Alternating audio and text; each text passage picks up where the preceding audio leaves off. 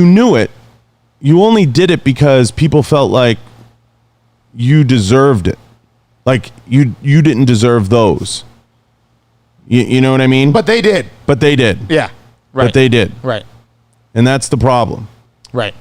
That's part of the problem. It's incredible to see people who will have animosity toward you for having what you have. They're not angry at how you got it. They don't care that you worked for 10, 20, 30 years to get it. They have animosity towards you because you have it and you're living this good dream life. Yet the funny thing is, if they could live that same life, they would in a heartbeat. If they could have what I have in the bank and they could have the life that I live, they would have it in a heartbeat. Mm-hmm. Yet their reason for not liking you is because you have that. Mm-hmm. And they would never admit it. Never. They would never admit it. But the reality was, if you handed them what you have, they would take it in a fucking heartbeat. Right. Because it would mean comfort, safety, and security for themselves and their family, if they actually give a fuck about their family. Mm. So that right there is like the biggest fucking joke that I've seen in my lifetime. And I saw it a lot as an officer. I saw guys hating on other guys. I would see guys hating on other guys that got promoted. They're hating because they wanted to get promoted. And they felt they deserved it. I'm like, well, he fucking thinks he deserves it. So fuck it. Well, he doesn't deserve it. Well, maybe he doesn't. It's crazy how you climb higher and it becomes worse. Oh. It becomes more petty. Yeah. Like, to everybody listening that thinks, multi-gazillionaires don't hold petty little grudges and weird... It goes on at the highest of high levels. Oh, I've seen it since high school. All you could do in life is keep sifting through the weeds to get rid of it. Yeah. Like, just get it out of your life. Like, you start scraping these fucking people away. They're like fucking creatures. You know what I tell people? People, like, when people talk to me, they're like, oh, the journey and, how do you stay focused? And I say, listen, you know what life is like? Life is like you're in the back of a restaurant bar and an all-out fucking melee breaks out. Melee. Okay.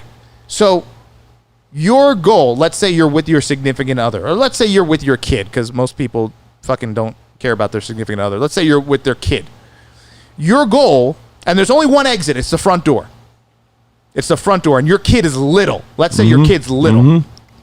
And I told this at the last time I had a speaking engagement. And it was a group of like all these like fucking tactical dudes. I said, listen.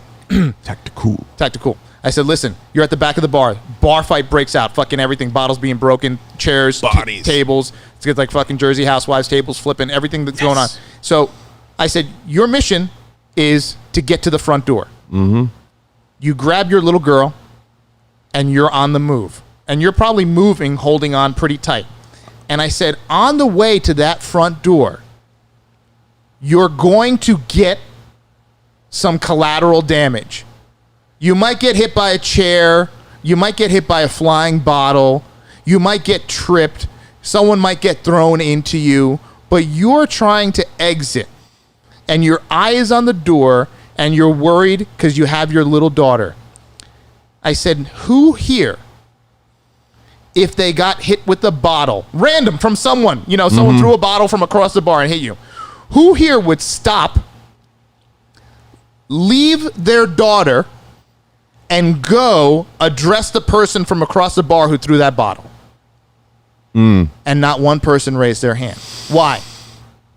Because that would be fucking crazy. You'd be a fucking lunatic to leave your 5-year-old daughter in the middle of a bar fight to go address some dude who didn't throw the bottle at you. He just threw the bottle in general. Right?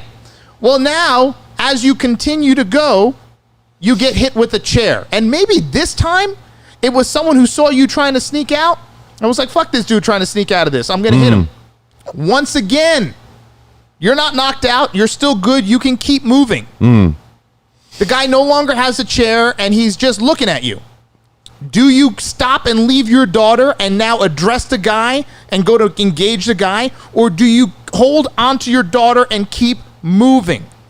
You keep moving because your goal is to get out the fucking door, get to your car, and get out of there. What happens in life is we are on our mission to get to the door, and along the way, when the bottle comes in, when the chair comes in, when the bump comes in, we stop and we engage, and it takes us off our goal. And a lot of the times, what happens is when we take our eyes off that goal, there's collateral damage on our end. Our kid gets hurt. Not literally, but you know what I'm saying. Right. You know, something else in our life breaks down. Right.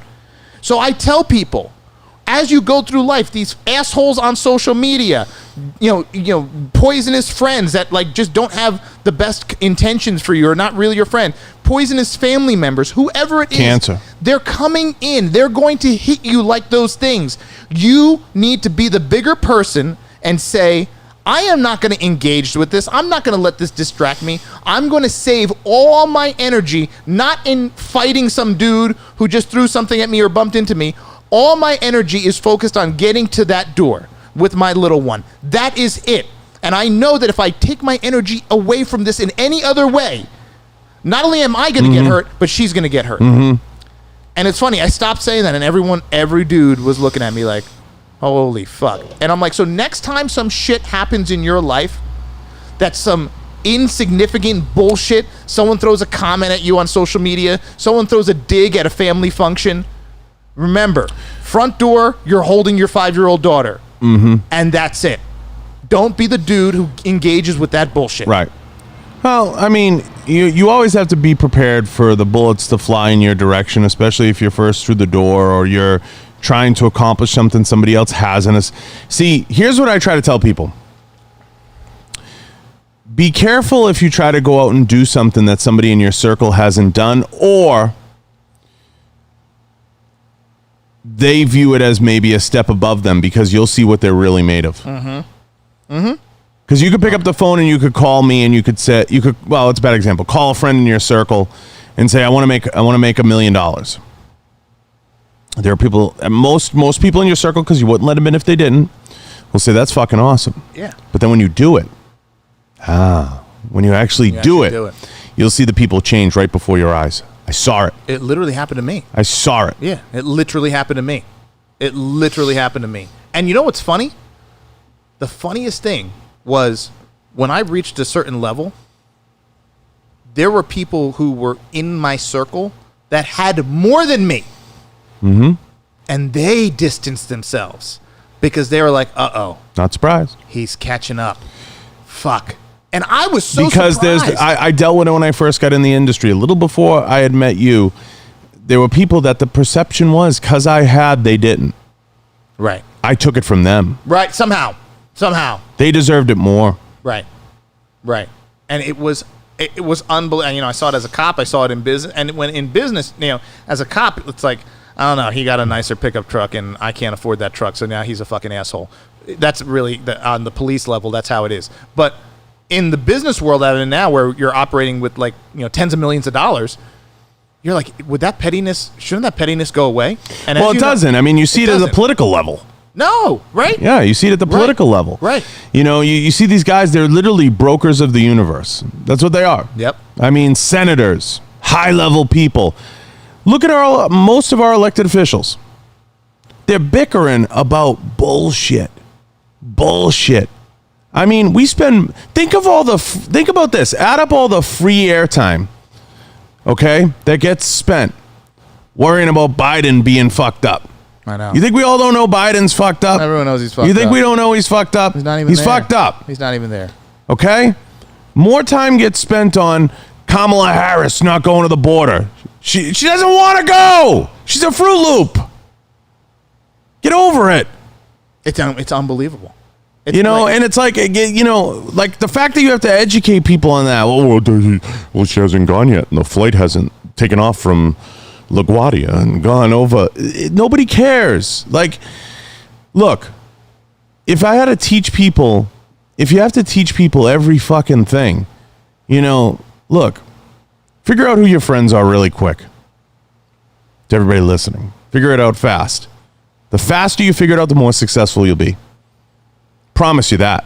The faster you figure out who's an asset and who's a liability. Oh, no truer words have ever been spoken. But I think with me, some of the shit I deal with, I think is more because some people they have them. Most of the time, I've never met them. Majority, I've never met. Most of the time, yeah. Most of the time, yeah. I would say 95%. There's the little 5% that I've had interactions with that because I didn't want them in my life anymore, and I was reaching that point where I knew that person wasn't a great person, then I had to let it go. But the quicker you figure out who's in your circle and who's with you, the better you're going to be. And you know what? For sure. It happens a lot of times, most of the time when people don't know you. But when it happens with people that are in your circle that you kind of like know on the surface, it's very simple. I'm like, really? It almost never happens to people like that I kind of remotely know. But once in a blue moon, in this industry, it'll happen. And you know what I say? That's funny. He hasn't called me, and he hasn't texted me. And they'll say, "Oh, like." And he has your number, and I'm like, no, he doesn't have my fucking number, and that's how little I know him. That's how little I know him. He doesn't have my phone number, but he has this strong opinion about me. Fuck that guy. Fuck that guy. He doesn't even have my phone number. Can you really, really hate someone who you don't even have their fucking phone number? What did I always say? I always used to say, start the conversation with, have they ever talked to me, or do I actually know them? Right. Do I actually know that person? Right. If not, fuck you. Get the fuck out of here. And believe me, the people I interact with and the people I know are less and less. And the reason they have to be less and less, like, I don't want to meet people, because then they say they know you. I know. That's the worst. I met him once. He was an asshole. What did he say to you? He said hello. And he kept walking. He didn't give me a free soda. Maybe he was on his way to a meeting or had an interview. He was an asshole. Okay. Yeah, all right. I try to get people. Well, I think there's thicker skin on the East Coast. I think on the East Coast you have thicker skin. Like we were saying before, like you can say, hey, dude, fuck you. Like, don't drink the last soda. Yeah. Listen, skin is getting thinner. Yeah. Everywhere. Here on the West Coast, though, people be like, oh, they wilt like fucking, they wilt like a wet fucking waffle in front of you. Like butter in the sun. Like fucking cottage cheese in a sauna. And I'm like, dude, it's no big deal. Like, I just told you to go fuck yourself. Like, it's not that big of a deal. We're going to get over it. We're going to all be together. If you can get over that and be cool, we're going to be cool. Yeah. No, but, skin is getting thinner across the world, especially around this country, where you can't say fucking anything to anyone. A great friend once in a while can say what they feel. Oh, yeah. But I'm saying in general, like, you could say I could say something about this, I don't know, this bottle of water from Pink Box Donuts. And so shout out to Pink Box. Shout out to Pink Box. Stupid, delicious donuts. Not that I had any. We didn't get any today. We'll get some tomorrow. Not that I had any. But, and someone will have a problem with it. Be like, oh, I can't believe you called that box pink. I'm like, fucking call it Pink Box. I don't know what to fucking tell you. Right. So, so I saw it in police work, and I saw it in the business world. I see it in the business world. Luckily, I'm elevating to a level where you can pick and choose your spots better. I could avoid. I could strategically avoid situations, and that's how it's pretty much eliminated from my world. It's pretty much eliminated from my life. I don't really deal with it. I haven't dealt with it in quite some time. The only time you get sucked back in is if you fall for the trap, which is, did you see what so-and-so posted? It's a trap. It's a trap. Did you see what this one? It's the truth. Like, that's where you get lured back in a little bit to the dredges of society. It's like, did you see what Todd posted last week? How dare he get a Maserati? It's so dumb. That cunt. It's so dumb. And I'm like, a lot of people, like, sometimes people literally people will text me and be like, because obviously I don't monitor. It's funny, the people who think as CEO, I read every comment on our social media. It's like, I'm like, listen, by the way, if there's a CEO who's reading every comment on their social media, that company's broke. Oh, I'll bet the fucking world on it. That company's broke because if you're that dude, you're clearly somewhere along the way, social media became customer service. That's part of the problem. Right, and that's why we have customer service officials who monitor our comments. So people who say, hey, I got these gloves and they sucked. And that's why it's better off making social media a customer service entity in many ways, with the influence of, obviously, the creators. Yeah. But you have to do it that way, because then when the customer service person says, hey, Suresh, we read a comment and it said you weren't tactical enough. This way you can be like, yeah, so. I'm like, yeah, okay. And are we done? I gotta go do more work. That's what you gotta say. I love the ones that people, this is going back like, I don't know, probably like 4 years ago, where people would be like, I would do a video explaining a product on like YouTube, and we'd put it on like Facebook and Instagram, and people would comment, "You're not even a real cop," and I'm like, how do I even respond to that? I retired. Like I don't know what that means. Like I did 13 years. I don't know if you want to see my record. You got to see the But do you think people should? Do you think we're at the point where we should be doxing ourselves? Like what? Because I've done it. I've been like, here's every piece of paper I have. Tell me what I'm not, please. I need to know.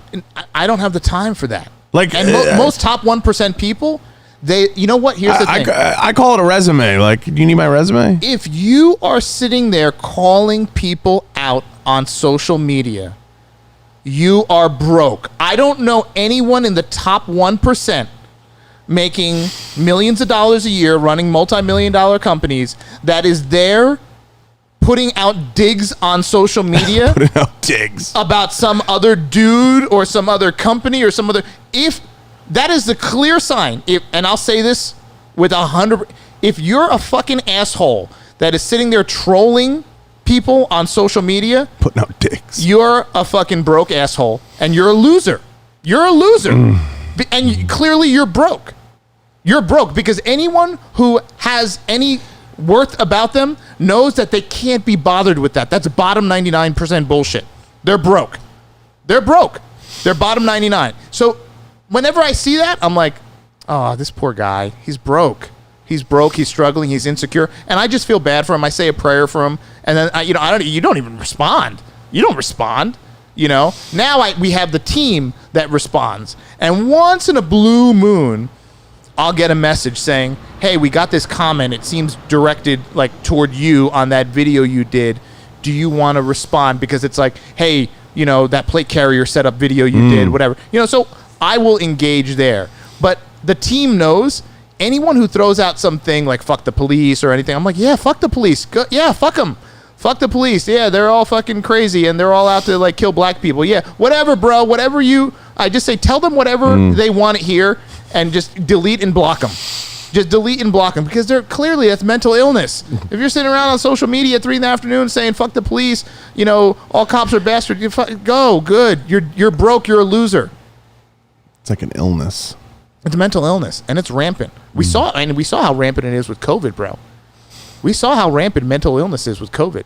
It's bad. And it was crazy. It was scary. It's bad. It was scary. People are dropping like flies. It's bad. And some people aren't going to recover because they get, especially with COVID, people get so wrapped up in social media. And people get so wrapped up in what everybody else was doing that they're just like, there's people that literally live on like Facebook, Instagram. Oh, they live with like, did you see? Like they live, anytime it starts with, did you see? Yeah. And I do it. We all do it. But you have to get to a point where you do it in the sense that you're like, that's good. Good for them. Yeah, like laugh. Like you have to get to that point. And that's a hard thing to do. It's hard to dig yourself out of the toilet. But people ask the toilet. But people ask me all the time. They'll be like, bro, did you see this? Did you see what they did? Like, yeah, I am. Like, is this the hill we want to die on? Oh, like, are we here? And it'll be the dumbest things, guys. We're going to be the call-out person for this person right now? It's the dumbest things. We dealt with it with friends. No, I know. We've seen it. We've dealt with it with friends. Like, I've had to say to a friend, like, what the fuck are you looking at? Like, what are you concerned with? 2 years from now, 2 minutes from now, that ain't going to matter. Right. I tell people outright, is what you're doing right now going to help pay your mortgage this month? Is it going to help pay your car note this month? Oh. This mission you're on to call this person out, this mission you're on to bury this person on social media, is it going to help you? How does it serve you?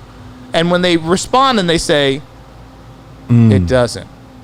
That's the moment of sobriety for a lot of people. Oh, yeah. Oh, because God. the day's going to come, and as we see with age, there's seasons, right?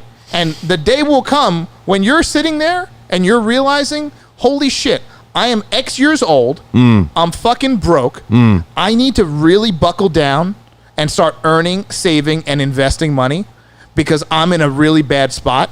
And only then will you realize that all those years, hours, days, months that you spent fucking around, wasting your time on social media, caring about everyone else's bullshit, trying to be whoever you wanted to be, really did nothing for you. And you're broke. And now it's scary. And that's when, you know how many people I've seen now in this realm, because we're at that age now where like shit's starting to get real. They're like, what do you see? I'm off social media. I'm going off Instagram. I'm going off Facebook. Why do you think they're doing that now all of a sudden? Because they're realizing they're a real fucking adult now. Mm-hmm. They're at the age where they're an adult. And I get a kick out of people that announce it. Like I give a fuck. Like, exactly. I want to let everyone know I'm taking a break. Like if I see anyone in this room ever say I'm taking a break from social media, I'm gonna slap you. Like no one. Like I'm taking a break. I don't need the announcement. No one gives a fuck. Do what you got to do. No one cares. I'm taking 3 days. Like nobody cares. And you see it all the time. And the best is when you see like the Insta whores that are like sitting there with like their titties and their ass out, like flapjack titties out there. Flapjack titties. And that their whole page is putting their ass and their tits out there, and they got their followers and they got the people. That's their whole. And they're like, I want to let everyone know I'm taking a break from social media, and I just need to like take the mental. And they're hoping that they get comments from people saying, "Don't it's go." Now too with OnlyFans. It's like you got these guys have gotten extra thirsty.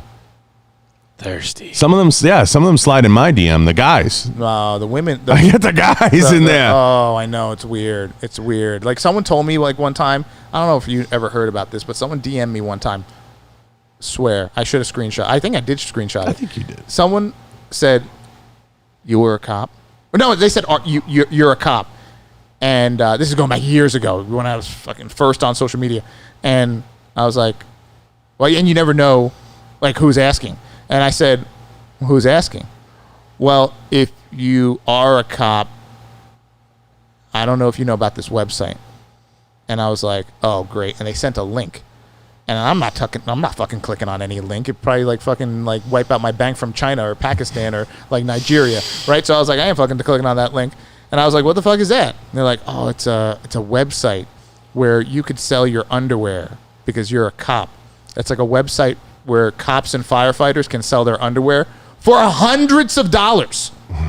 And I'm like, the first thing I said was like, how the fuck would you know? You were like, we sell underwear. Go to our website. I continue to be tactical. Yeah. Fucking. Be like, yeah, you can buy my underwear anytime you want. It's right here. But no, it had to be worn.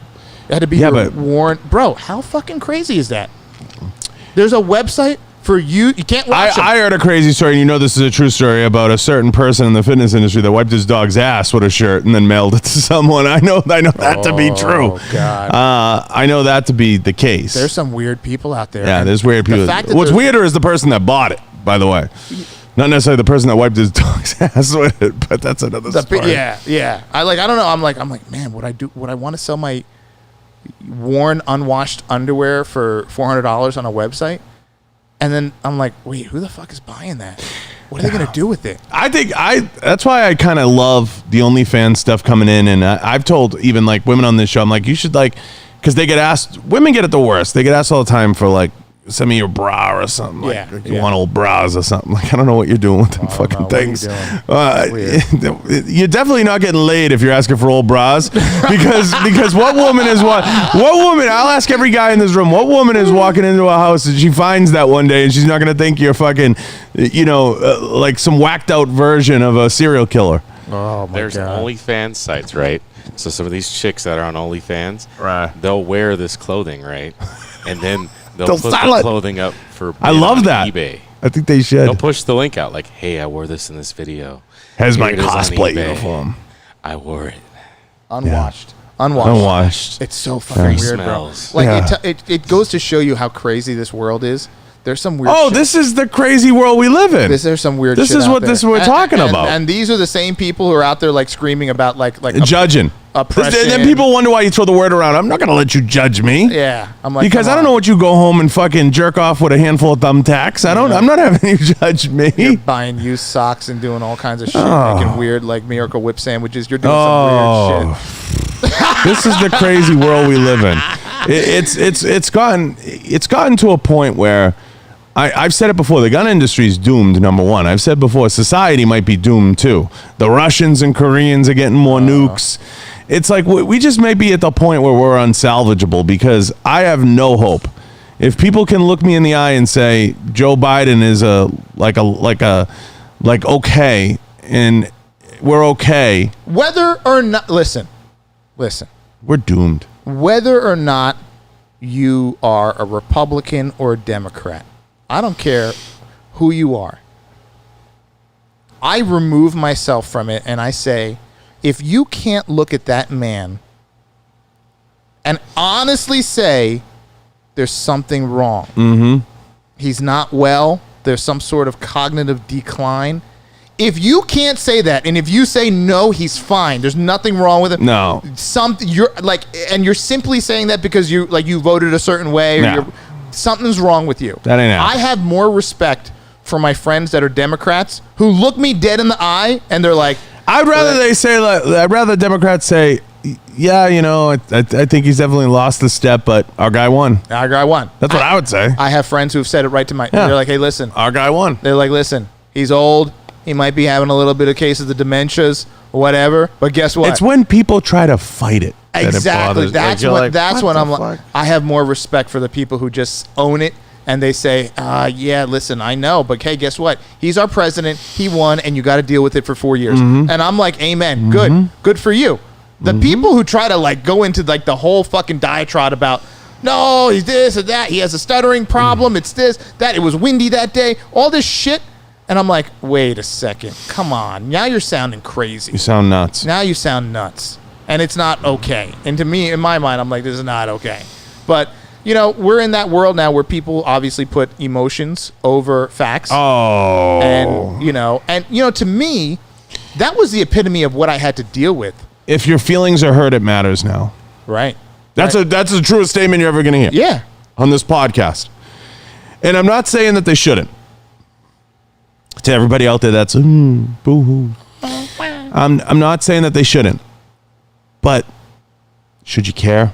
Because if part of growing is not caring what other people think, but somebody might catch some feelings or feel a certain way, you can't have it both ways. Right. And there's a lot of people that want to have it both ways, which is part of the problem. They want to be able to say, you know what?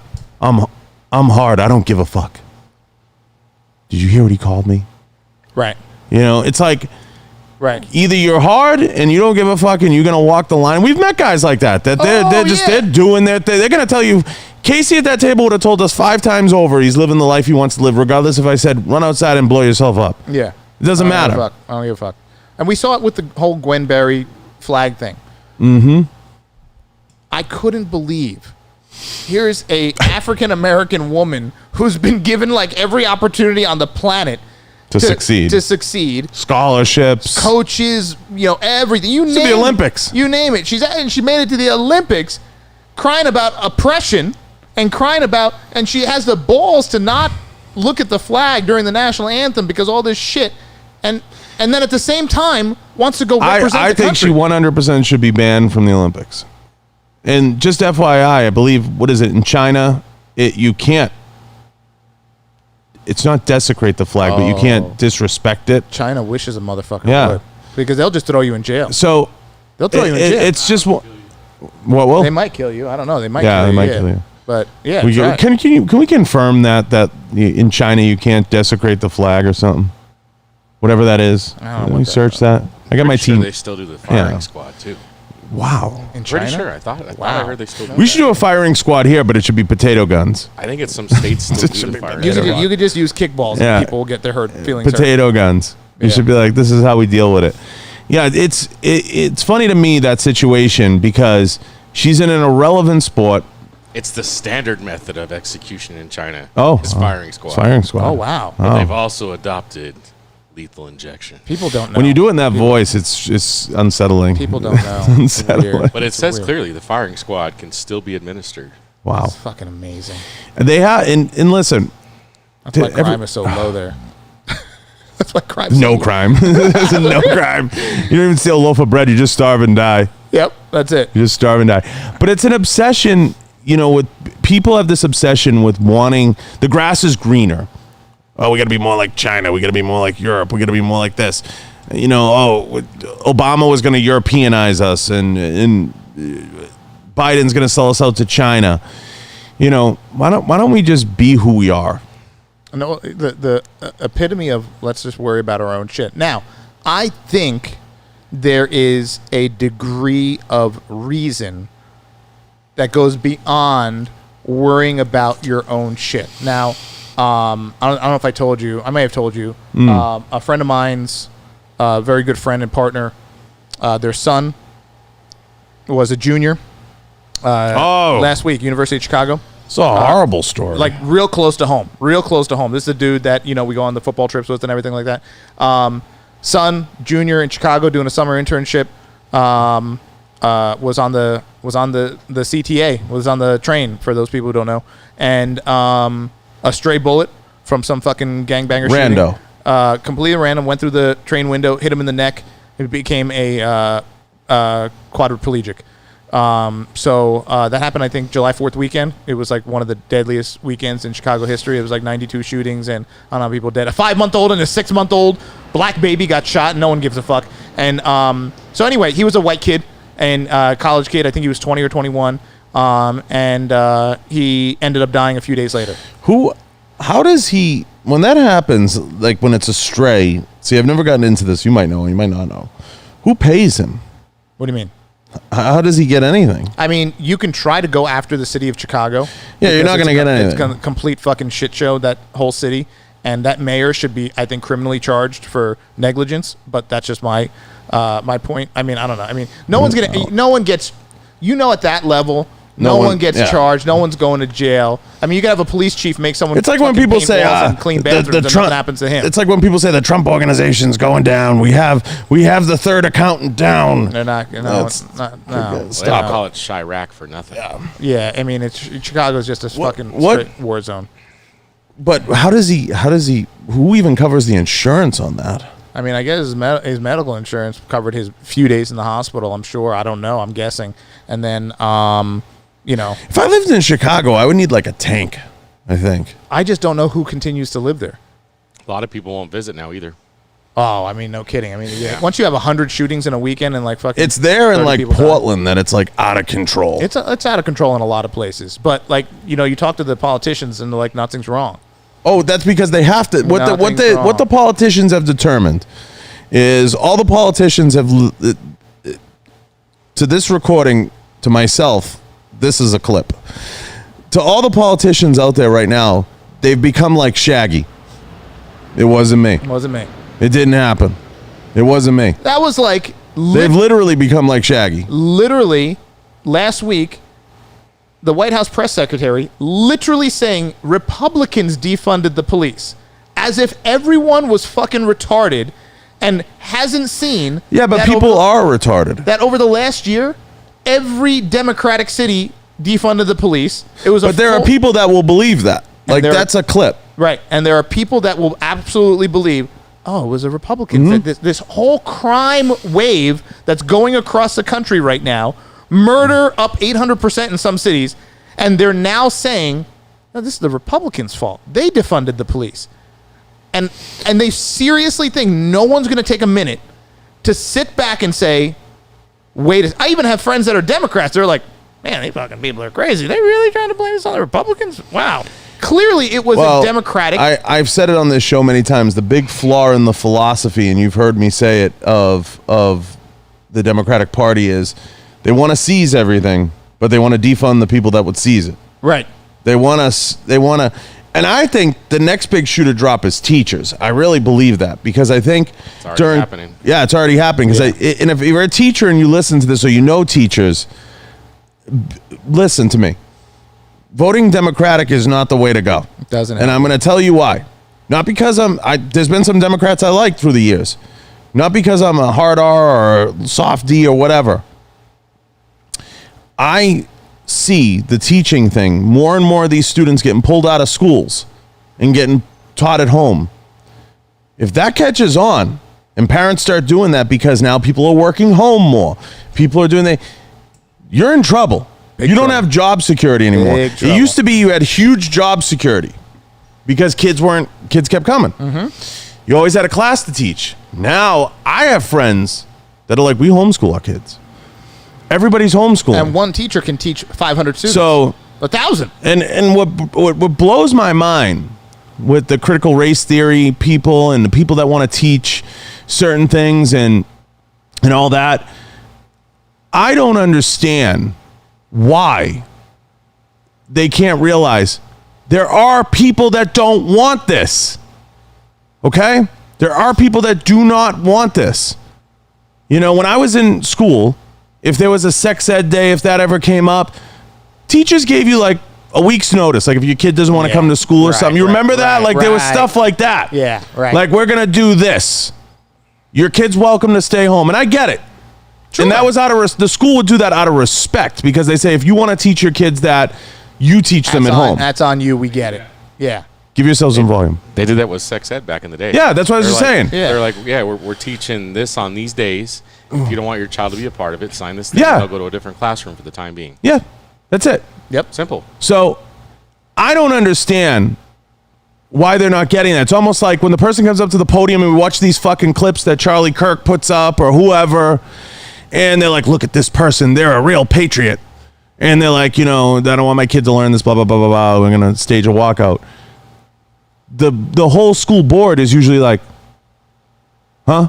You overused your 2 minutes. There's no acknowledgement of like, okay, we get that there's nobody saying in the equation, we don't get that. You know, some people might not like that. Why are we at a point in society where it's like, I could say to you, that hurts, don't do that. And you just look at me like, your 2 minutes are up. Yeah. Sorry. You're done. Goodbye. We've reached that point. What's even scarier? I'd rather they say like you're a minority voice in this, like go screw. Or we're gonna take a vote. We're gonna take a vote on this. How about what happened to the vote on things? Do we vote on things anymore? Like, well, a lot of these school boards in the school situation like to say we're not paid, and you know, and a lot of them like to claim ignorance. It's the superintendent, it's the board, and they play that ping pong game in the curriculum, or we leave the curriculum to the teachers, blah blah blah. Listen, guys. Okay, I understand teaching history through your lens. I understand teaching things through your lens. I think that's great. But let's draw a line between what your lens looks like and what's forcing something on someone. It's okay if a kid stands up and says, I don't believe that that's the way it happened. I just disagree with teachers all the time. Now, today, you know, 2 minutes are up. That's all you get. Yeah, you're done. Your language, sir, ma'am, is inappropriate. What's absolutely bizarre is how they treat, when it comes to issues around race, is what these people who are so virtuous and so passionate about everything under the sun. Right. When a black person goes up there and speaks against what they're saying, that person is automatically enemy number one. Enemy of the state. How dare you as a black person speak out against critical race theory? That society as a point has reached a place where it's like, I can't just beat you up. I got to go to your house, beat your wife up, and steal your... You can't disagree with someone on a base level and have a disagreement. You can't say, hey, I agree to disagree. That phrase doesn't exist anymore. It doesn't exist. Agree to disagree. We've reached a point, whether it's on social or anything, where we're going to get them.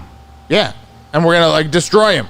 We're going to destroy him, and we're going to take him down. Lived through it. Yeah. And so to me, it's the epitome of lunacy Mm-hmm. and insanity when the people who... I've done the videos talking about how, pretty much, I'm not a victim. Despite everything that fucking happened to me. I'm like, listen, I'm not a victim.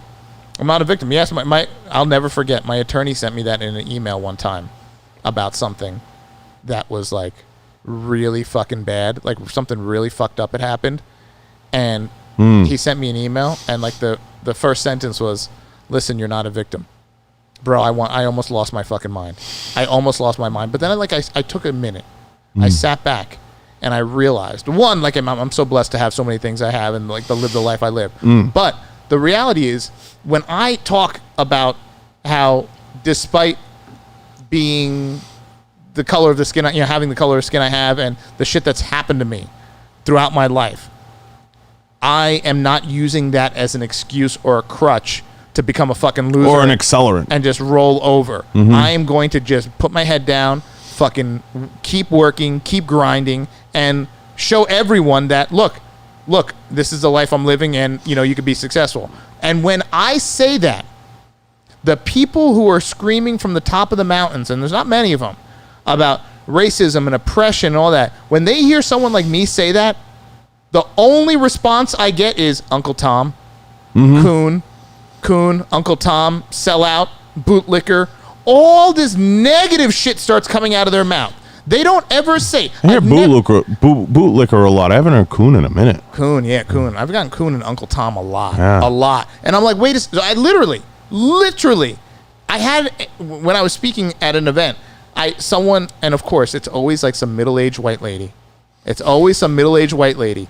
And I'm like, your issue with what I'm saying right now as I'm a sellout is that I'm saying as a person of color in this country, there are things wrong.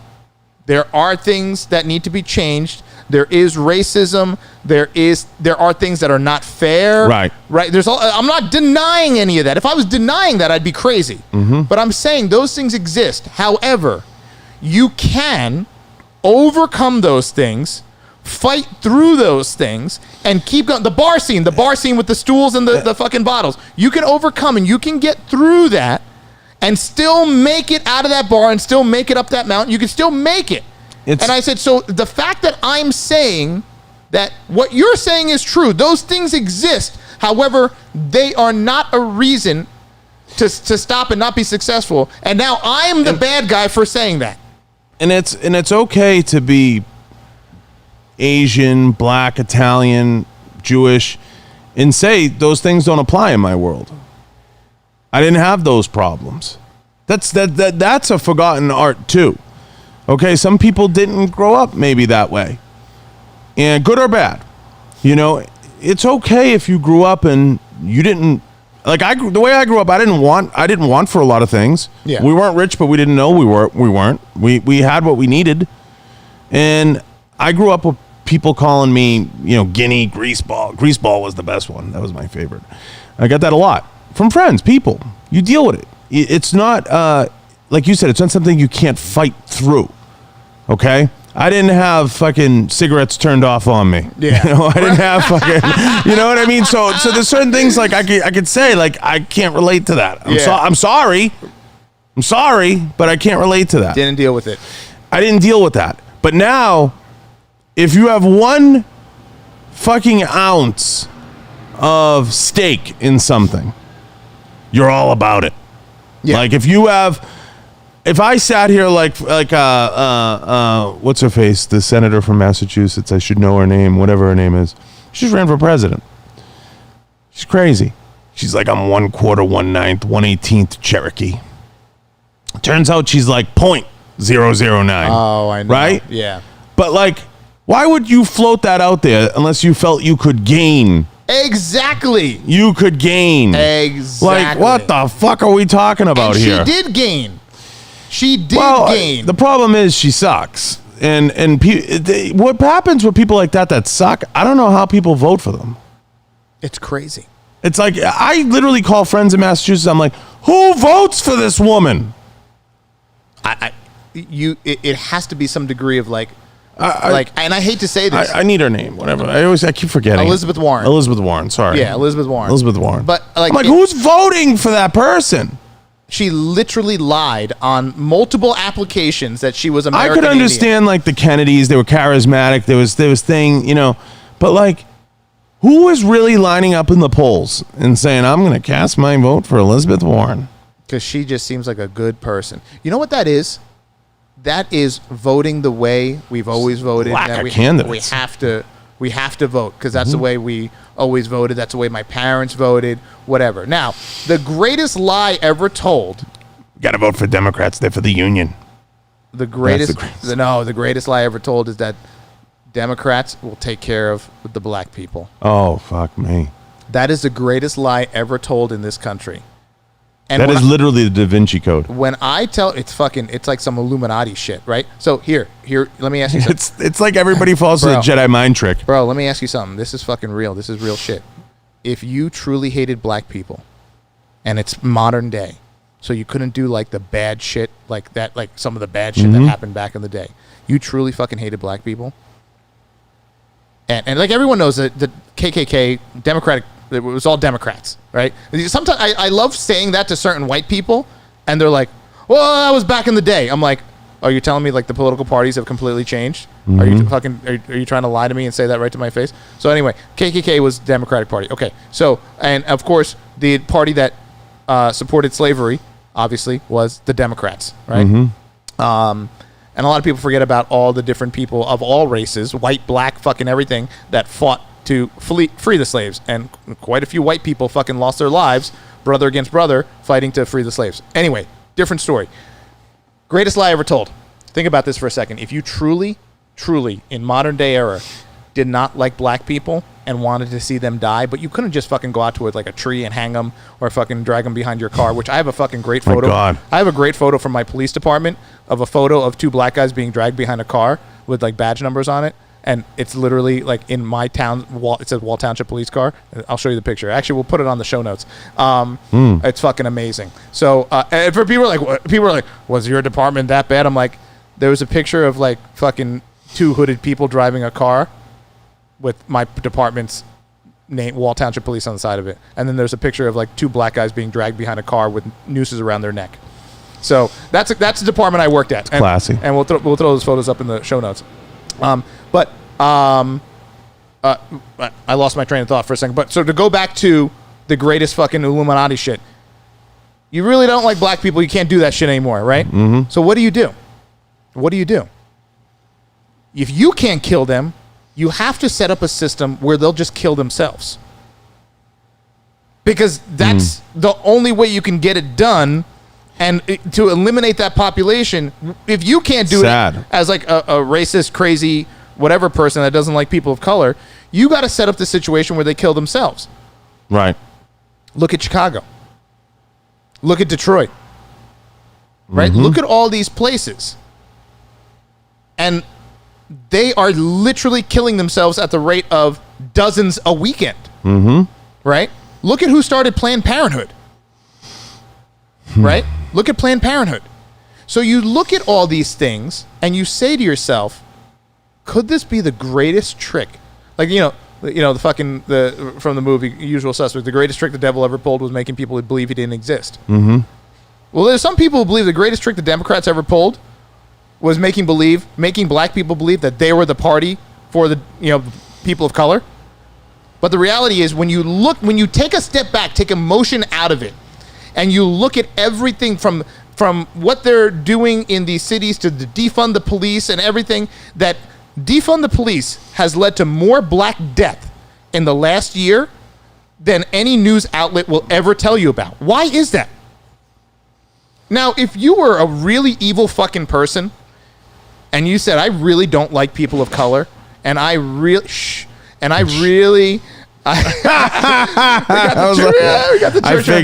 got the church mouse.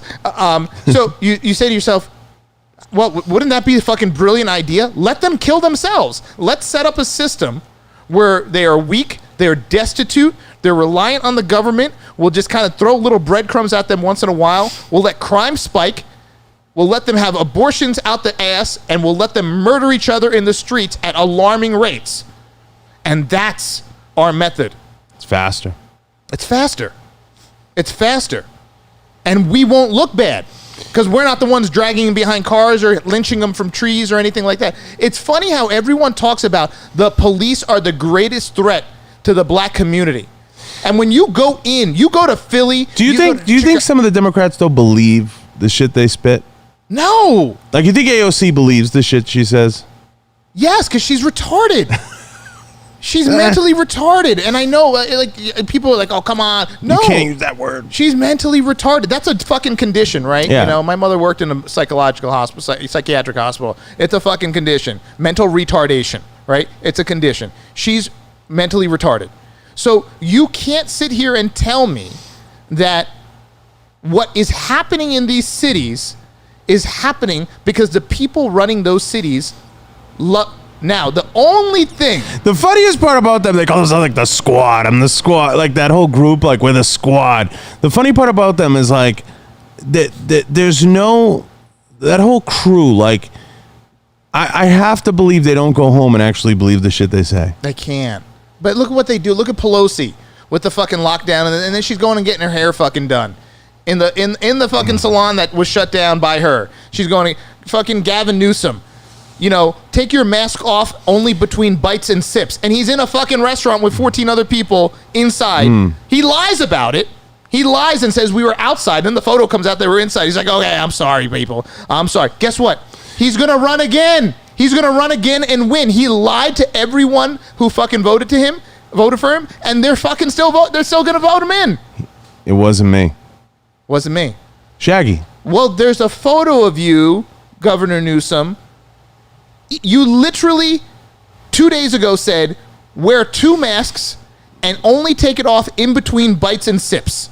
And 2 days later, you're in a restaurant full of people at a table, and you're sitting, and then you lie and say, oh, we were outside. Oh, well, a picture just came out, you were inside. Oh, okay, I should have left. I did the wrong thing. You're a fucking, and you know what? You know what burns my ass? When you look at how my career ended, based on people fucking telling the truth, and we got to get to that because obviously, you know, that's what... We're going to get to it soon. But that burns my ass. When you see all these fucking people lying their ass off, and then you look at, like, you're like, what the fuck? And then you, like, you personally, me personally, we look at some of the shit we've done and some of the shit we've endured for fucking one millionth of that. It's terrifying. And we went through the fucking ringer. And these people are lying through their teeth at highest political positions. And... like, we literally have the president of the United States supporting the fact that Republicans defunded the police. It is absolutely mental. And they are lying to everyone, and people are like, yeah, that's right. I think that's right. I think it was the Republicans. You know? Meanwhile, 6 weeks ago, everyone was like, all these Republican states and all these Republican governors that aren't supporting defund the police are fucking evil. They're evil for not supporting defund the police. They're supporting racism for not supporting defund the police. DeSantis and all the other people, Abbott, all these people are all racist because they're not supporting defund the police. Now, they're pointing the finger saying they're the ones who defunded the... It's fucking mental. Like, do they not think we don't have Google and shit isn't memorialized? Yeah, but they control some of that. They control, but it's all like, it's all searchable. Like, who are you trying to fool? There's always like an article... Somebody really voted this way. They'll take a little snippet and they'll make it. Listen, like the lies. History's written by the winners. Right. The lies fucking kill me. And like, dude, there's someone in my town that I look at, drive by when I'm back in town, and they drive by in a police car, and this dude lied his fucking ass off. He lied his ass off. Fucking a month after the shit that went down with me, he lied his fucking ass off, and he got caught.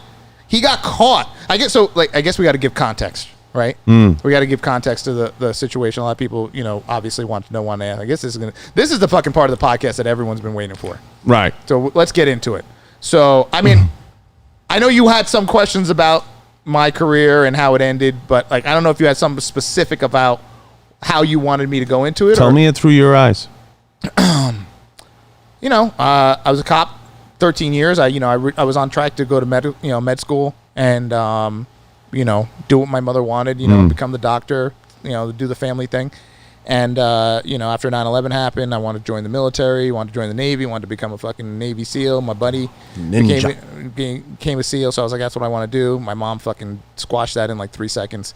So ultimately, after, you know, putzing around, doing some research and doing some other jobs in the biochemistry field, I ultimately became a cop. My best friend had become a cop, and you know, I was like, oh, you know, he's like, yeah, it's a great job. So I ultimately became a cop. I became a cop in this place called Wall Township in New Jersey. It's down at the Jersey Shore, and everyone told me when I went to apply for that job, they're like, bro, you're never gonna get hired. It was like 2002. They're like, yeah, they've never hired a fucking minority ever. And I was like, oh wow, really? They're like, yeah, never. So anyway, I applied. I did well on the test, and ultimately I got hired in 03. So 13-year career, I prided myself on always there's not a fucking guy that works at that department that worked with me that can't tell you that my uniform wasn't always squared away, my car was always squared away. Like fucking, I was always like, I was that guy. Like I cared about appearance because I thought it was your command presence was your first line of defense. Always kept myself very physically fit because once again, command presence, physically fit. Fortunately, most of the guys that worked there also were in good shape and took care of themselves, which was a nice thing. Some departments were a fucking complete mess. Working through, started 221B tactical. I mean, I always had something going on the side. I was in the finance world, the insurance world for a minute. But I started 221B after I invented the Maxx-Dri Vest and for the body armor ventilation, all that stuff. And that took off. It was hit. And it got to the point in 2015 when like the company was getting so big that, and I had two partners at that time. And it really wasn't making sense for me to remain a police officer because of my liabilities that I needed for 221B. And I had the ability for 221B to easily replace my income as an officer. So I had made the decision. I had went and I talked to the people at HR, or, whoever the girl is, HR down next door at the courthouse, whatever. And I had called the state pension board about early retirement and made sure I had all my ducks in order. I did everything I needed to do, talked to my accountant, everything about retiring. Well, you don't retire, you resign because you got to do 20 to retire for early retirement, or you do 25 for full retirement. I think if you leave any earlier than that, it's technically, they call it early retirement, but it's resignation or whatever. So I drafted my letter. I was ready to put it in. And I was going to put it in, that Friday, and I think it was like a fucking Tuesday when I got called in, and they called me in to question me about an incident that happened at my house 5 months prior, where one of my supervisors went to my home with his mistress when I was not home to have relations with her. And I ended up coming home and confronting them.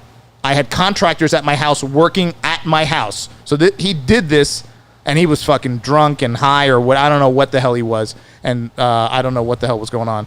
But the contractors were at my house. It was fucking crazy. So anyway, I confronted him. There was a back and forth, and he essentially told me to take a photo or a video of him in the act with his mistress. And I was obviously in a fucking weird predicament. He was my direct supervisor, my sergeant. And I was like, what the fuck? This is fucked up. So essentially what I did was I did the fake, I held up the phone, I hit the record button, it got the fucking door jam and the ceiling and whatever. And it like took 6 seconds, and I fucking shut the door and I got out of there. 6 months later, later on, he told me, he's like, hey, send me that video. I'm like, I think you should fucking delete it. You're married. It'd be fucking stupid. And he's like, no, send it to me. I have a secret email account. I'm like, all right, here, you send it. So I gave him my phone. It was 6 seconds of nothing. And so he sent it to himself. I think he emailed it to himself or whatever. And then he's like, oh, fucking delete that shit. All right, fucking delete it. Okay.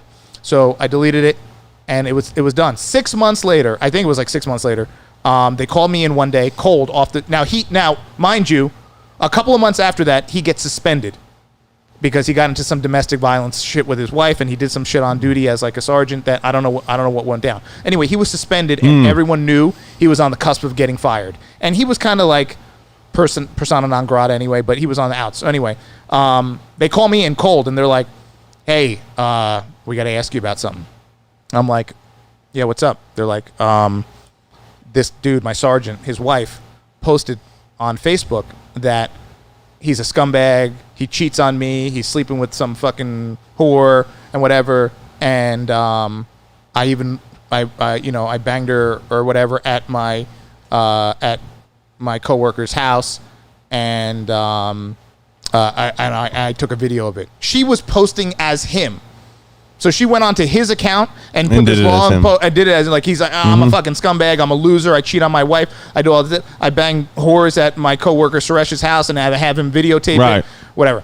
So they call me in and they show me the Facebook post and they're like, "What do you know about this?" And I'm like, in that moment, I'm like, "What the fuck?" Like, and in my mind, I'm thinking, well, it's off duty, right? One, it's off duty. Two, it's no crime for him to be like sleeping with someone on the side when he's Yeah, it has married. nothing to do with you. Had nothing to do with me. So in that moment, I'm like, fuck. But then I'm like, well, he's my sergeant, and he kind of made me do something that I didn't want to do in my house, but still, it's off duty, and I don't want to be involved. Right. So when they said they presented it to me, and and this was a fucking weird thing. They worded it as like they're like, "Did you record a sex tape of your sergeant?" Wow. And I'm like, a sex tape? I'm like, and now mind you, when I got there, they were already there. I didn't know they were there. I pulled up to my house and they were at my house with my contractors there working on my kitchen. 2 guys, 2 dudes who were solid dudes and fucking had my back about the whole story of I was in and out in 2 minutes. But the fucked up thing was I didn't know how long they stayed after because I left. So I didn't know how long they were there, and I didn't know how long they were there after. So I was like, I don't know. Did they do a Paris Hilton fucking set up the fucking tripod and take Yeah, it? Like, you don't know. I don't know. So I was like, no, I didn't do any video. I didn't do any sex tape. I didn't fucking know. I didn't do no. I said I don't know anything about that. No, I didn't do it.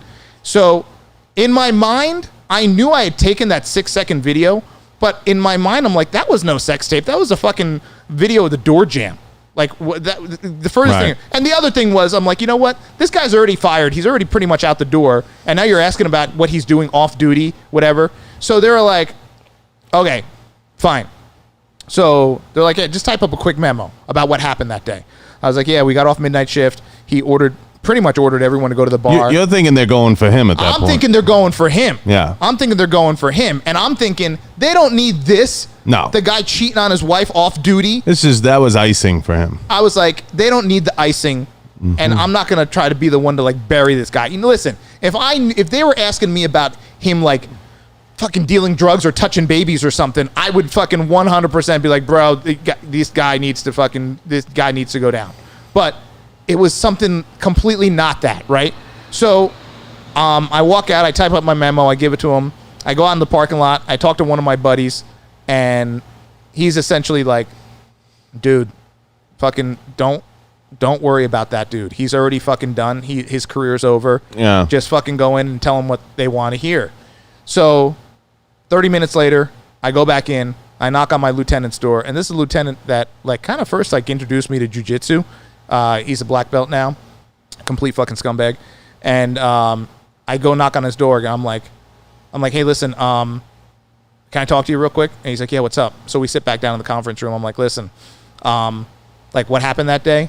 I said, I got to tell you something. Like I don't fucking take no like sex tape. I don't know what you're talking about with that, all that shit, and what his wife is talking about with that Facebook post. But I said he did, kind of tell me, order me, if you would, to take a video of him. And I said it was like 6 seconds long. And he's like, do you have the video? I said, no, I deleted it. I sent it to him. He's like, what was on? And I said, fucking nothing. Like the door was open like fucking 3 inches. The door was only open a couple of inches. I fucking held the camera up just to fucking fake it, But I knew in my mind, I'm like, I would have to show him something later. So I was like, oh, let me just take a fucking couple of seconds. And then when I Right. show it to him, he's going to be like, oh, dude, this sucks. You fucked up. And I'll be like, oh, sorry. Yeah, whatever. Because I was just trying to get the fuck out of there. I wasn't like trying to stay there for any reason. I was just trying to get out of there. My contractors saw it. And I was like, I'm out of here. So I ran. He's your direct supervisor, essentially broke into your home without your knowledge and is doing that in your guest room with his mistress. You're like, I wanted no part of it. But once again, like I told you with some of the stories that I started out with on the show, like it wasn't a shock because that was just fucking rampant in that department, right? So guys with like beautiful fucking wives that you would be at like a function with their wife and their kids and you're like, oh my God, this guy's wife is gorgeous. 2 nights later, they're at the fucking golf course trying to like fuck the bartender in the parking lot. You're like, what the fuck's going on here? So I go back in, I tell them, and they're like, okay, what happened? I tell you, fucking, he was, I think he was drunk, whatever. He told me to take a video. I fucking held the phone up. I faked it 6 seconds. I took a fucking video, and he had me send it to him later. I deleted it, and I said there was really nothing on it. There was really nothing on it. It was like fucking nothing. So, because they were in bed, but like the covers were over them, whatever. Anyway, so like I think if it panned across them for a millisecond, whatever, you didn't fucking see anything. Anyway, so they're like, okay, and the fucking dude, at the time he's Lieutenant Greg. And the then captain, Kenny, they're both now promoted. Greg's captain and Kenny's chief. And all their names, addresses, all that shit will be in the fucking book. So they both shake my hand and say, you did the right thing here. You did the right thing. Thank you. You did the right thing. Shook my hand. And I was like, listen, I hope this is not a thing. I know he's jammed up already. I hope that, and Greg put his hand out, shook my hand. He's like, hey man, this is just like a kink in the chain. Don't worry about it. It's going to be all okay. Right? So that's it. I go back on patrol and it's all done. A month later, they call me in and they say, we got some other questions for you. And I'm like, okay, what do you got? And they're like, oh, we want to ask you more about whatever. So anyway, at that point, I talk to my union rep and I get an attorney. Because I'm like, well, something's not right here. Here's what happened. It wasn't a month. It was like 2 months. Maybe 2 or 3 months had gone by. And they say they want to talk to me again. And right. I had like a real weird feeling. So at the time, my PBA president, a guy named James, called me when I was about to go in. Because Greg called me in and was like, he's like, hey, we just got a few follow-up questions for you. No big deal, bro. No big deal. Mind you, over that previous 2 months since that sit down where I came back in and told them what exactly happened, they were going to the prosecutor's office trying to fucking find criminal charges to fire me. They didn't tell me. So I find out that they want to pull me in again and ask me more questions about the incident. And I'm sitting there saying, I told them everything there is to tell them. I don't know what the fuck they want to ask me about. So I talked to my then union president calls me. And he's like, bro, something's fucked up. Something's fishy. They're trying to fuck you. Don't go back in there without an attorney. I'm like, wow. I said, trying to fuck me how? I didn't do anything. I didn't commit any crime. And he's like, I don't know what's up. Something's up. So a lot of people talk shit about this guy, and I think he's a sergeant, or he's probably higher than that now. And he was actually a good friend of mine. I was already hired, and he ultimately got hired after me. And he had his bumps in the road, but at that moment, solid. At that moment, he fucking had my back. And he's like, dude, don't go back in that room and talk to those fucking guys without an attorney. So he gave me a number to a law firm, and I called up because legal protection plan as a union guy. Yeah. And he was at the cusp of getting promoted then. So it benefited him to see them take a ding. He had to be careful. Yeah. Because he was already kind of got the nod, but he didn't get the brass yet. Yeah. So what happened was after that went down, and I got an attorney and I got the lawyer before I went back in, the fucking chief, who at the time was Chief Bryce, who during this whole thing, Chief Bob Bryce, called James in and ripped him for giving me that heads up. Mm-hmm. Now let me ask you something. Why would he do that? Why would he rip him for giving me a heads up to say, hey, bro, right, something's up here. Don't go back in there by yourself. And they were Greg was trying to get me to come back in by myself. Mm-hmm. So I finally had a lawyer fucking send a letter of rep and, fucking get the lawyer the whole nine. Finally, I told the lawyer the story, and he's like, dude, he's like, I don't even know what's going on, and something sounds fucked up. Don't go back in that room with those guys. Right. So I was like, okay. So he's like, so tell me what happened. So I told him the story. I said, fucking months ago, my sergeant came over. This happened. I went in. I told him what happened. It ended up on your lap. Right. And it was in my lap. And I was like, and he's like, well, this sounds like something that has nothing to fucking do with you, because it was off duty and has nothing, and you committed no crime. You're in your fucking house. He said, you could have rolled in there with a fucking Sony A4 fucking 4K and recorded the whole thing if you wanted. And he's like, what the fuck? You didn't do anything wrong. So I said, yeah, I know, but like, you know, and he's like, okay, let me get to the bottom of this. So we went in. They asked me more questions. Now, at this point, they had talked to my sergeant and his girlfriend. So they had some more intel. So they were asking me questions that they didn't, about things they didn't know about in the past. So now they had new intel. So they were asking me new questions. And when they asked me, the last interview, I answered every question they asked me. After I went back in and I said, listen, here's the deal. Here's the truth of the matter. You know, he asked me to record a video, and I took 6 seconds of fucking video that did nothing. So they asked me some more questions because they had interviewed both my sergeant and his mistress at that point. And I just pretty much verified or whatever the opposite of not verified, or like, you know, just like, you know, dismiss anything. Whether if it was true, I said that's true. If it was not true, I said that didn't happen. And they were like, okay, thank you. Okay, great. And my attorney during that time didn't say a fucking word in that meeting. He completely fucked me.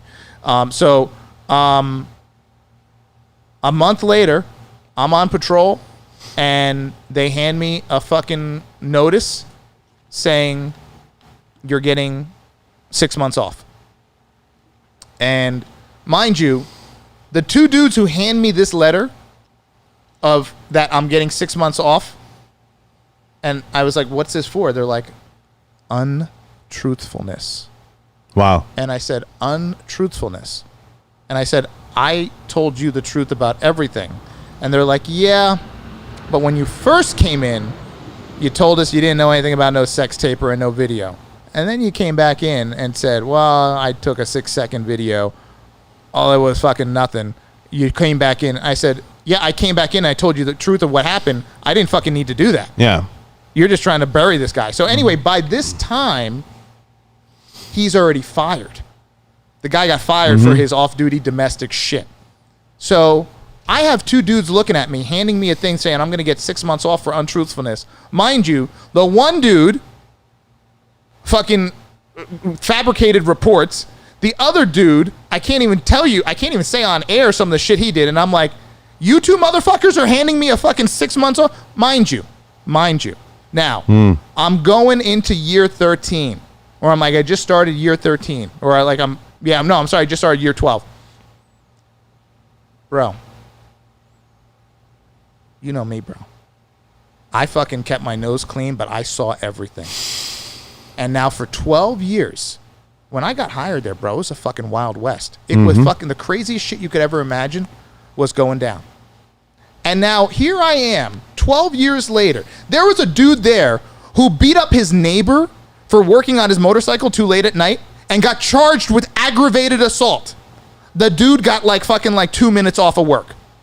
Ag assault, got green sheeted. Ag assault. There was a dude who thought this other dude was fucking his wife. This guy's a lieutenant now, by the way. He's a lieutenant. His brother worked at the department, and he left for the prosecutor's office.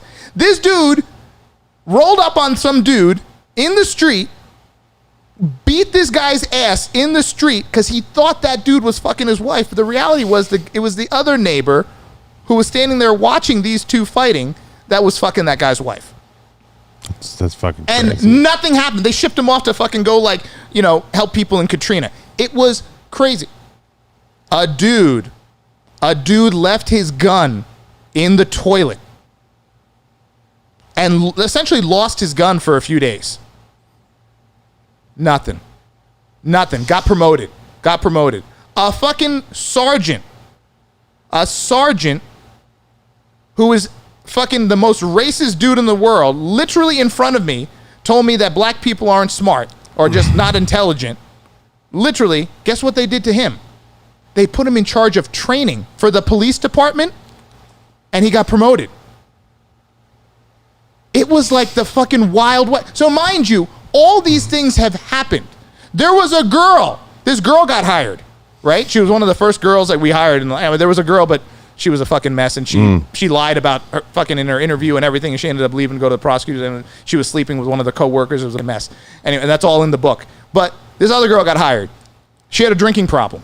I'm going to show you the photo of her at a police training. She was sent to a police training. I think it was Atlantic City. She's at a bar drunk, hovering over a pile of her own puke while she's at a training event paid for by the taxpayers. This girl, there was an incident. She got stopped, I believe, by the state police, and there was an incident where alcohol was involved. There was a fucking incident. There was an event on the side of the road, and it ultimately led to her getting brought back to headquarters, not arrested. Right? Nothing was ever done about it until years later when my attorney said, I want to know what happened to that girl. Yeah. With that incident. And they didn't have anything on record. Nothing. They had nothing on record. So then they went back retroactively and they gave her a slap on the wrist. Guess what? She's a sergeant now. I don't know. She might be fucking captain by now. Probably. Chief. And chief. I don't know. And I'm like, wait a second. Are you guys fucking crazy right now? Do you think I don't know about all this shit? And guess what? All these people, they're white. They're all white. They're all white. I got to tell you. I mean, I got to fucking tell you that if I got to reference this because I know I'm forgetting some shit, and there's some people who fucking reach out to me from the department. They're like, bro, you got to fucking talk about this. Oh, we had a captain. He wasn't a captain. When he was a fucking patrolman, he got involved in a DWI arrest, and it had involved something with the fucking mayor's kid or some shit. I don't know what happened. You know how that fucking goes. Anyway, he fabricated an arrest report. Criminal offense. Fabricated. Got caught. And I believe he took a big ding. He got like a couple of weeks off, maybe a month off, right? Lied in an official police report.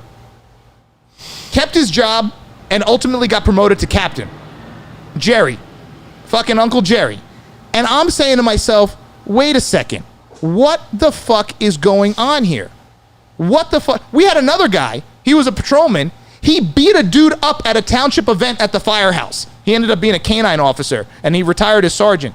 Beat a dude up in front of the mayor at an event at our local firehouse. Beat the shit out of some guy. Nothing happened.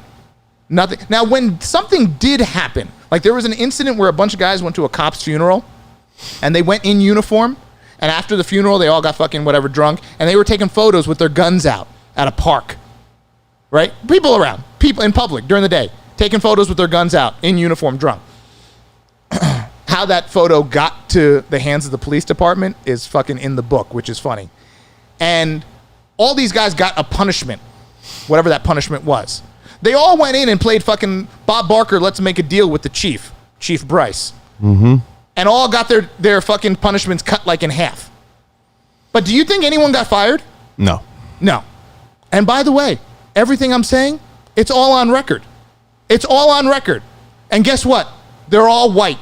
They're all white. Nothing fucking happened to anyone. Nothing happened. We had a dude. He was one of my training officers.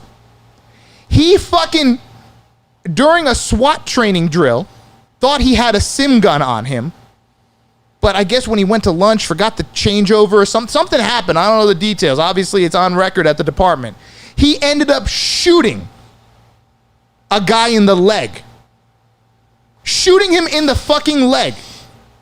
Do you think he got fired? As a civilian, what do you think should have happened to him? Go to prison. Something. He didn't get fired. He didn't get fired. He didn't get fired. Nope, he didn't get fired. So here's the thing. And the current chief admitted under oath during my case that his father, an officer, used the N-word openly. No big deal. The fucking kick in the balls, bro. And this is the culmination. So they had me on desk duty for 11 months or something. They had me painting walls. I cleaned bathrooms. I fucking cleaned out closets. I cleaned out the shed. Every fucking embarrassing fucking task you could think of that no cop in that department's history. Bro, I painted walls. I'll show you the pictures of the paint on my hands. They fucking embarrassed me on desk duty for 11 months because I couldn't be in a patrol car because I couldn't be trusted. They put me in a room for 7 fucking hours because they said there was something questionable about whether I would perform my police duties. And after 7 hours, they came in and essentially were like, oh, okay, our bad. 7 hours I sat in a room. So now, all this was never ever done to any officer ever before. But it was fucking done to me. All because what? Because I went back in. Bro, here's the fucking kicker. 1 month after they terminated me, which obviously didn't end well for them, and there was in my settlement there was a reversal of that of sorts. 1 month later, a supervisor called another supervisor nigger. It was memorialized in a text message. Of course, now we're talking about all white people. They pull him in and question him. He lies. It wasn't me. Wasn't me. Literally said, wasn't me. I put my phone down. Someone must have taken my phone and sent that message. Wasn't me. His name's Dan. I see him drive by now. Not a bad guy. Not a bad guy. Listen, I'm not saying he's a bad guy. He's not a bad guy. So they call him in, and they call him in again, and they call him in again, and there were some things where they go to the place where it apparently happened, and he was on camera, and they asked if he went back, and he went, I don't know. It's all in the police report. If you want to fucking read it, you can read it. It's there for discovery. At the end of the day, during that IA, where they were looking into who sent the word nigger, Right. multiple lies were told. I just told you a couple of months ago, I saw him drive by in a patrol car. So during my case where I had an because it wasn't a criminal offense of mine, right? It wasn't criminal. No. It was departmental. So I had a departmental hearing. During my departmental hearing, Chief Bryce literally looked at the hearing officer, who was a chief from the town next door, this guy Lynch, and said, an officer that is untruthful is useless. It's recorded. I have the fucking document. I have the fucking transcript. Is useless as a police officer to this police agency. And they are literally paying someone 6 figures to drive around right now, this moment, that told multiple lies about using the word nigger. And he's still there making 6 figures driving around, and he didn't. It wasn't like my situation where I was like, hey, I can't, oh, listen, my bad. Listen, he made me take this fucking video off to. No. Multiple lies about something serious. And now this guy's still driving around. I have stories that are in the book about dudes fucking on duty, drinking on duty, doing all kinds of crazy shit that will blow your mind. And I know you've seen some. I've lived it. I'm taking it. I've lived it. You've seen it. I fucking have the photos of black people being dragged behind a Wall Township police car. Wall Township police officers dressed in white hoods saying "Boys in the Hood" from that movie. That's the shit I endured during my police career. People getting sent to training that I applied for multiple times. They never even applied for it. They were getting sent. So when people look at me today, when I make my videos and I say, don't be a victim, push through, fight harder, make it, and people call me Uncle Tom, people say that thinking I don't know racism. Right. I fucking know racism. I had my career ripped from out in front of me. And I don't care what the lawsuit settlement was. It's a matter of principle. And if anyone has any question about the story I'm telling, because I know a lot of people might be listening to this right now, and with all the crazy shit I just outlined that other people did, people are probably going to look at this and say, he must have done something else. He had to have done something else. There's no way they tried to fire him for just that. I believe it. I lived it. You've lived it. I know you've lived it. And I confronted the people who fucking did it to you. I lived it. And it's character assassination on the highest level. And I invite anyone, before you even question anything I'm saying, if you want to say he must have done something worse, fucking go ask for the report. Go get the report and read it. And after you read it, even my own attorney didn't believe it. Because I told him the story when I went to go hire him. And he's like, this can't be true. This can't be true. And then after he read everything and I told him all the stories of the fuckery that happened, he's like, I can't believe these people. It was literally like the White House saying Republicans defunded the police. It was so unbelievable. It was so unbelievable to me. I'm like, wait a second. Look at all this, and it's fucking documented. Obviously, discipline is documented. So how are you going to sit there and have the discipline records of all these white officers that did these things involving firearm, fucking shooting people, losing your gun, fucking drunk driving, fucking beating people up? There's one detective, Mike, he was at a restaurant and he fucking beat some guy up who said something to his kid, which, listen, I get it, it's your kid. But sure. You can't fucking go around fucking beating people up. I have the fucking surveillance tape. I'm going to actually put the link to that video in my fucking, in the book. But I'm like, what the fuck is going on? It was like the fucking Twilight Zone, bro. Wow. Now, so it burns my ass when people are like, you don't know racism. You're just some Uncle Tom talking because you're siding with the white guy. You're siding with the white man. Get the fuck out of here. I'm not siding with the white man. You want to see what the white man did to me? Powerful. I literally felt like a slave for the last 11 months of my career. And I was embarrassed in front of junior officers, senior officers, and not one fucking person did a thing. Not one. In fact, the union president actually lied to the entire union because I begged him for help. I said, hey, can you help me out here? Everyone else gets to go in and play make a deal. Can I make a deal? He said the chief said there's nothing he could do. I said, why does everyone else get to go make a deal? 3 months off turns into 2 months off. 1 month off turns into 2 weeks off. Everyone gets to go make a deal. Right. Or there is no deal because nothing happens to him. I said, why can't I? Chief told me it's not in his hands anymore. It's in the hands next door. And then when I said, well, can the union help me out? Andrew Baldino, biggest piece of shit.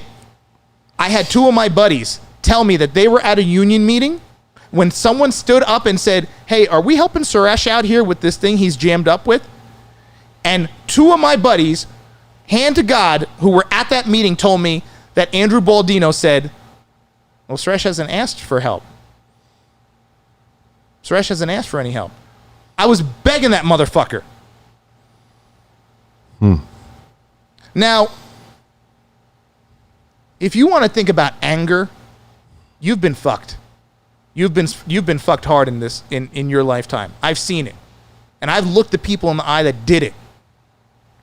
Lived it. But I've been fucked. Because when you see for 12 years people doing shit that you should fucking be criminally charged or in prison for because you're hurting other people, and then they burn you on a 30-minute delay and fucking ratting out your sergeant for cheating on his wife off duty, I'm fucking angry. When a guy that lied multiple times about using the word nigger lies multiple times and he's still wheeling around making 6 figures in a patrol car, it makes you fucking angry. When someone can drive drunk and fight with the police. And every day I walked into headquarters, guess what? I had to see plaques on the wall of that girl, who's now sergeant, lieutenant, captain, for her DWI award. She got the DWI award for locking up the most drunks in the county. Yet look how she was leading her life off duty. The pictures I'm going to post. Her name is on the plaque. How fucking awesome is that? How do the people of Wall Township feel that officers in that agency are conducting themselves in that manner? I'll take the hit, bro. I'll take the hit if everyone else is taking the equal hit because I'm like, hey, fuck. Hey, they're dropping the hammer on everyone. But when the hammer gets dropped on you and everyone gets the noogie and gets a pat on the back and gets promoted and just starts making more money, it's crazy. It's a kick in the fucking dick. It's a kick in the dick. It's crazy. And I invite and now, you know me, dog. I'm fucking crazy. I have video. I have audio. I have photos. I have everything. I have reports that I shouldn't even have. Because that's the best. Because I've had the money to hire the right fucking people and get the shit. So anyone who says, hey, this shit you're talking about that other people did, let someone fucking come to me and say it didn't happen. Because I'm going to fucking just give them a link to a fucking drive, a Google Drive, and I'll be like, it's all there. Here you go. Here you go. I'm going to put the link to the Google Drive in the fucking book. Here you go. Here are the photos. Here's the video. Here's the audio recording. I believe it. I believe it. So I know. So when we talk about Black Lives Matter, and we talk about oppression and we talk about all this shit going on. Guess what? I've dealt with it. Right. I've seen it. And guess what? It doesn't fucking matter. Keep fucking going. I didn't let it stop me. I'm more successful now. I have more money, more assets, and I live a better life now. Bro, sometimes the worst thing that ever happens to you is the best thing that ever happened to you. I'm living proof of that. You're living proof of that. Look at this fucking place. Living proof. You had one of the most powerful men in this country come in here and be like, this fucking place is awesome. You're living proof that someone can fucking try to take you down unjustly, and the best revenge is living a good life. And you know what? The life you better believe those motherfuckers that I worked with, they follow my shit. I know they do. They follow all my shit. They know. You know, I got a few of those. Now, too. I know. They'll never like a fucking post, but they're watching every fucking thing. They're watching. You catch them from time to time. I have people tracking my shit because I have the money to. I still have fucking people at that police department being followed. You think I'm fucking stupid? I know. And guess who's following them? Retired fucking cops. I pay retired cops to follow some of these motherfuckers off duty and just send me the video. Send me the photos. Because I'm banking it all. Because I know, let those motherfuckers come after me. Let them. If I told you how much money I've paid retired cops to follow some of these motherfuckers around that did me dirty, you'd fucking throw up. I believe it. I could buy another building in Manhattan with it. But I'll tell you what, it's worth it. It's worth it. Because here's the deal.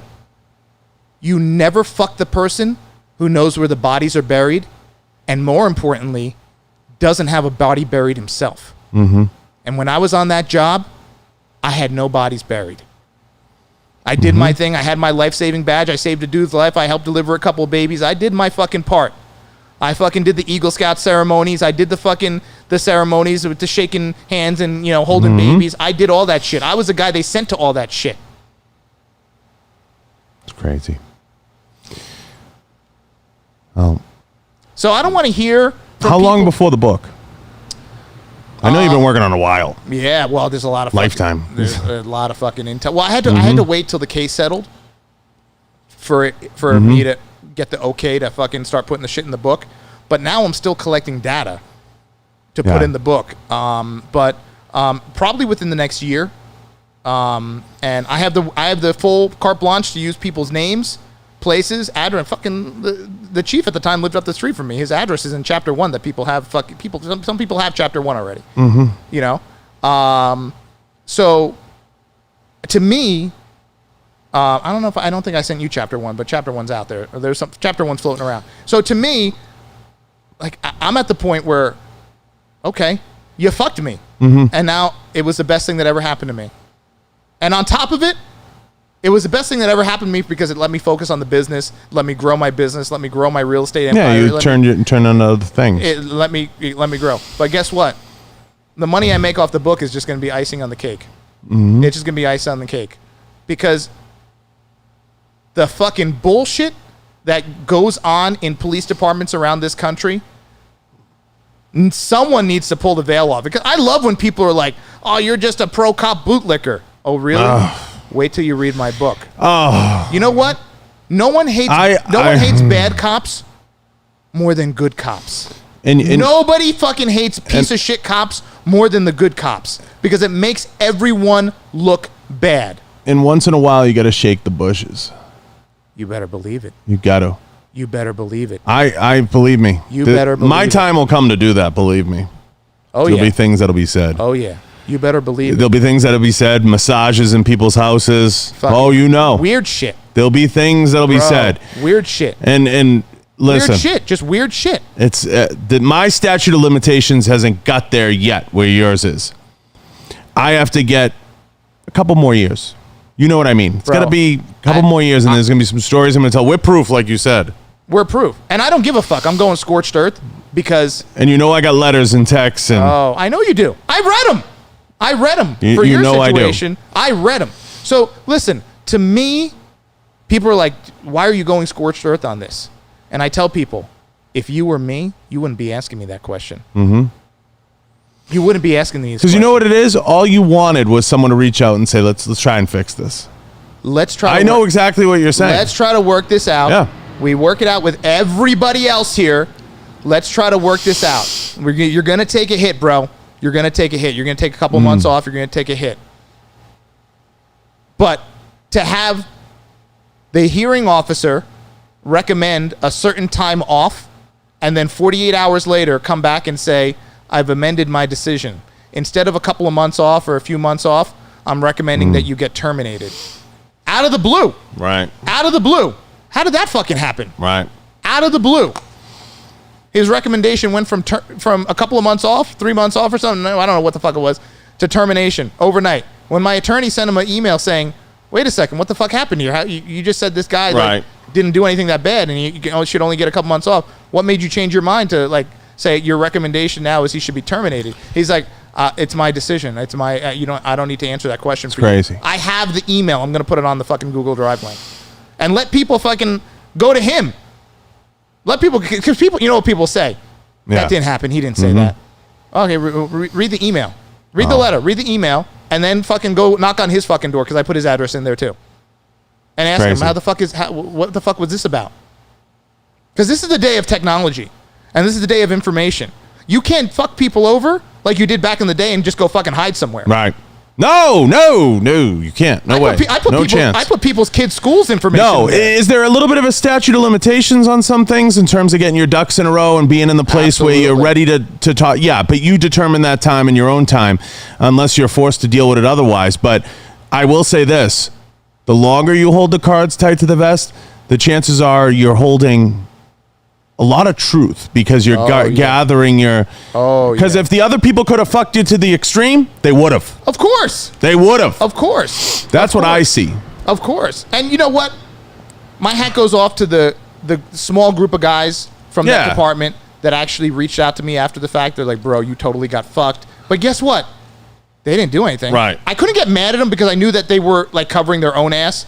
Like they were like, they don't want to stand up for me because next thing you know, they would get taken out.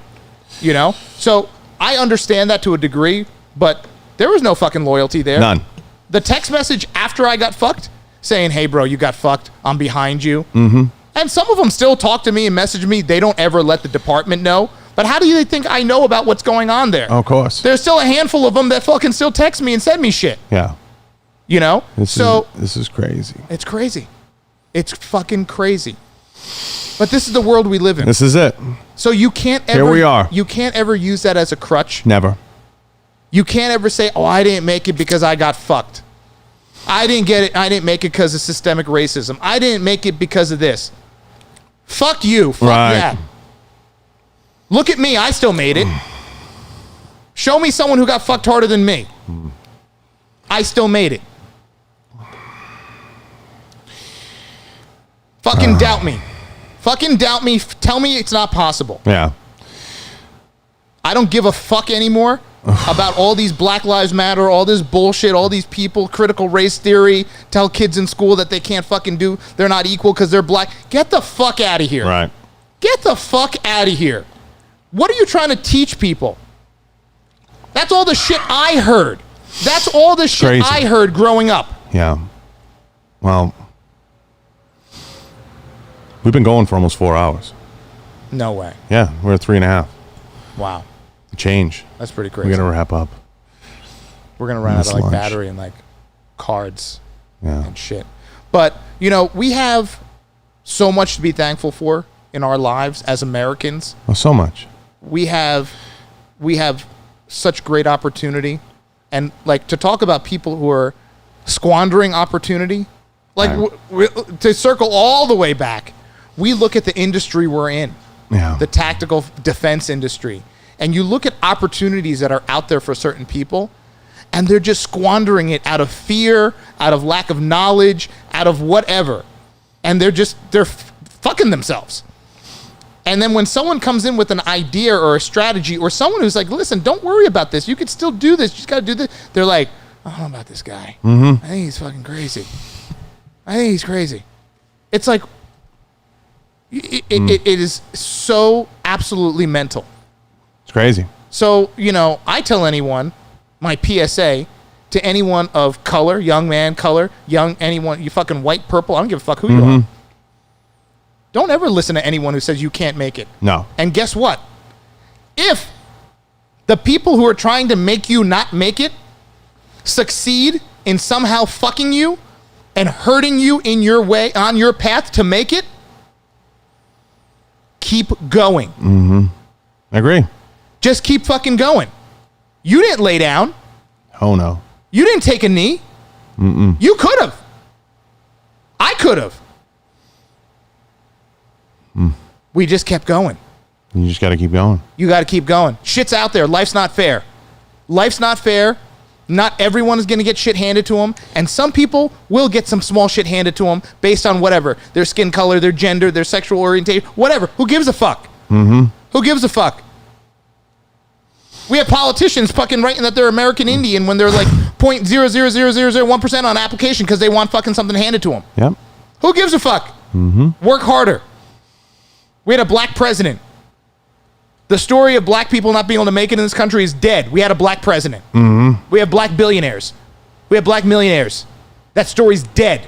No one's believing it anymore. There's opportunity. Black people are killing each other at fucking alarming fucking extinction rates in Chicago. No one's believing the story that police are the biggest threat to black people. No one's believing it anymore. No one. A 5-month-old and 6-month-old baby got shot, black baby, in Chicago last weekend. No one's believing that the police are the biggest threat to people of color. No one's believing in it. No one. Google. Well, So we got to do a better job of opening our fucking eyes, looking at what reality is, 100%.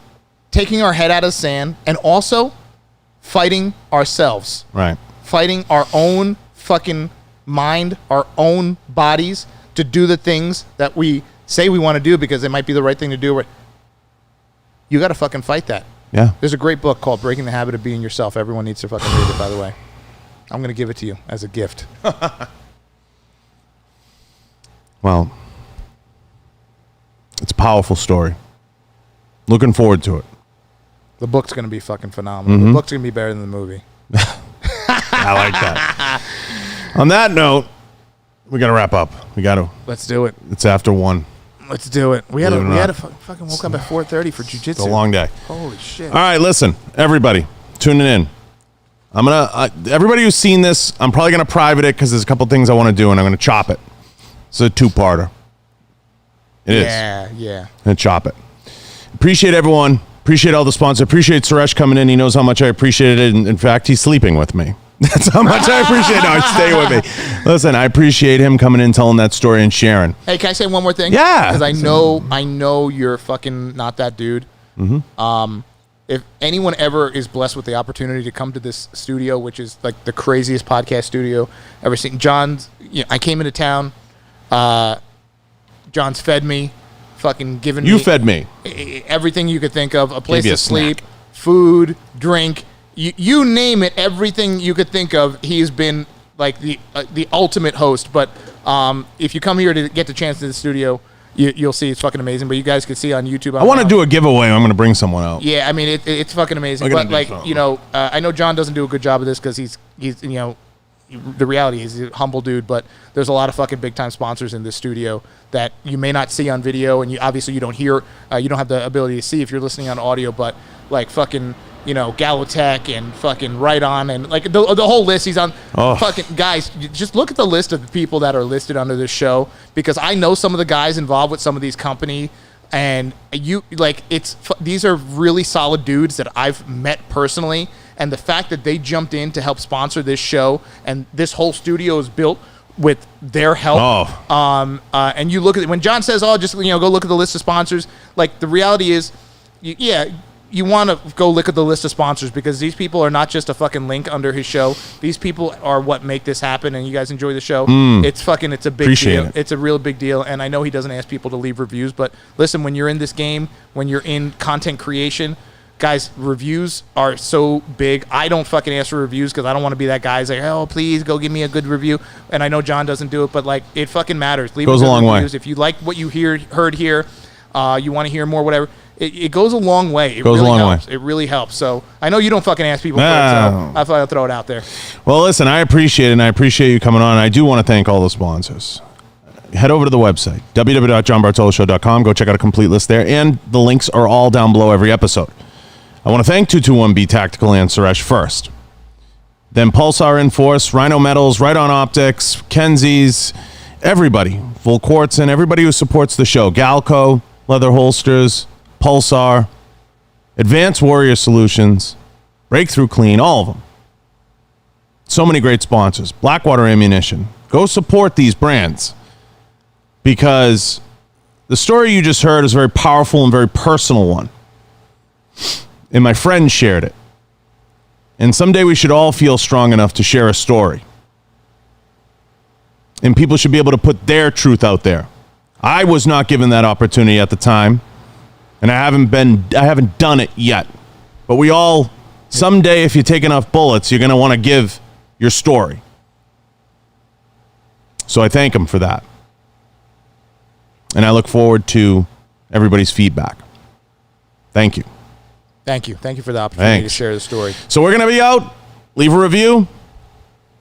Love you guys. Thanks, everybody.